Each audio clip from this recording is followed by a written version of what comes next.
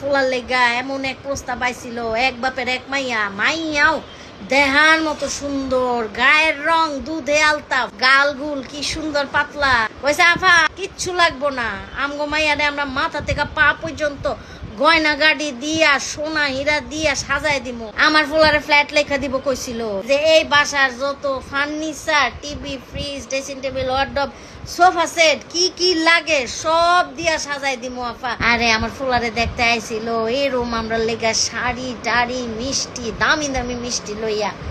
আমগো কপালে আছো তুমি। কেন আম্মা আপনারা আমারে পাইয়া খুশি না? না না, আমরা অনেক খুশি তোমারে লইয়া। এরকম প্রস্তাব আসে আম্মা? আমার লেগেও তো কত বড় বাড়ির থেকে প্রস্তাব আইছে, যেই বড় লোক বাড়ি কইই দিছিল যে মাইয়ারে চাই, শুধু মাইয়ার বাপের বাড়ি থেকে কিচ্ছু চাই না।